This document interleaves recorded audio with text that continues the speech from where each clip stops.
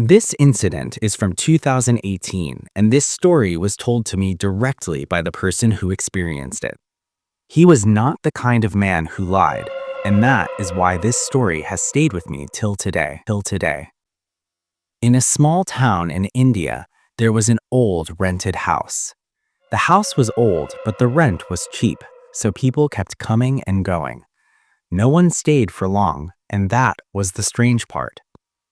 There was one room in that house, the back room.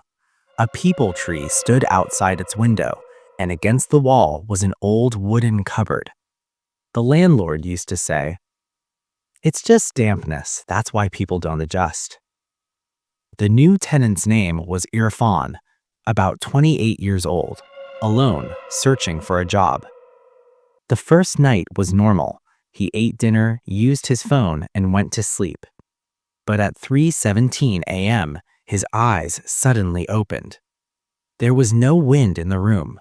The window was closed, yet the curtain was moving, as if someone was breathing. Irfan sat up. His heart was pounding. Then a voice came from inside the cupboard. "Who is it?" That voice was neither male nor female, just stretched, tired, exhausted. Irfan tried to convince himself, "It's just imagination, a new house."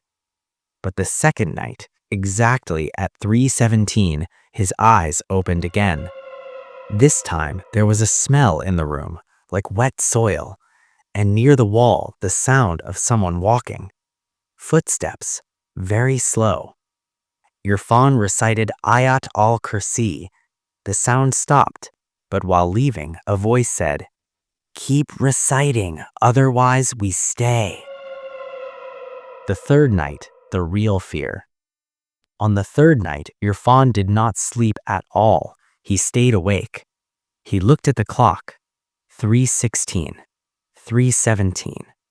Suddenly, the cupboard door opened on its own. Inside, there was no body, just eyes. Just eyes. Those eyes were not crying. They were watching.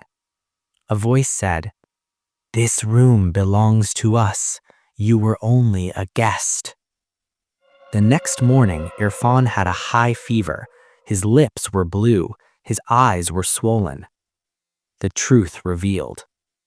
A neighbor later told him, years ago, in that same room, a man had committed suicide, and his wife, that very night, locked herself inside the cupboard and died there.